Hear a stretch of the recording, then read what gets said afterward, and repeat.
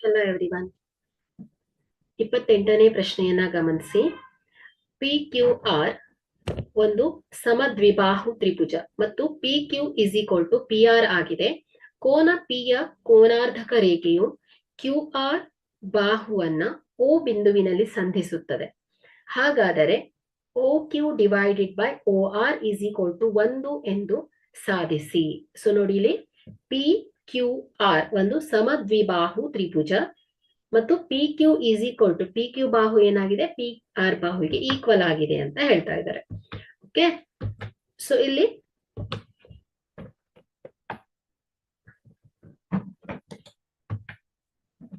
ದತ್ತ ಏನ್ ಹೇಳಿ, ತ್ರಿಭುಜ P Q R ಒಂದು ಸಮದ್ವಿಬಾಹು ತ್ರಿಭುಜ. ಇಲ್ಲಿ P Q is equal to ಏನ್ ಹೇಳಿ, ಪಿ ಆರ್ ಕೋನ.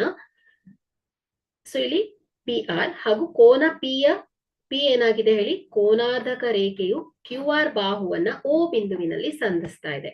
ಸೊ ಇಲ್ಲಿ ಸಾಧನೀಯ ಏನ್ ಹೇಳಿ, O Q divided by O R is equal to 1 ಅಂತ ಹೇಳ್ಬೇಕು ಮಕ್ಕಳೇ.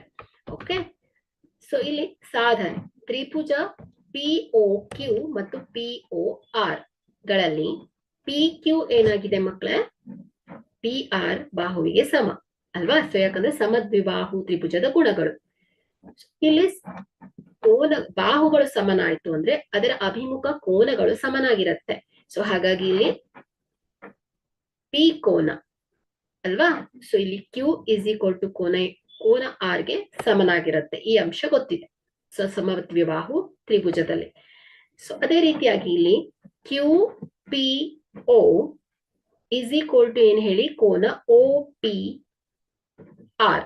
ಯಾಕಂದ್ರೆ ರೇಖೆಯನ್ನ 2 ಸಮಭಾಗಗಳನ್ನಾಗಿ ವಿಭಾಗಿಸ್ತಾ ಇದೆ. ಸೊ ಹಾಗಾಗಿ ಕ್ಯೂ ಪಿ ಓ ಕೋನ ಎಷ್ಟಿರುತ್ತೋ ಓ ಪಿ ಆರ್ ಕೋನ ಅಷ್ಟೇ ಇರುತ್ತೆ.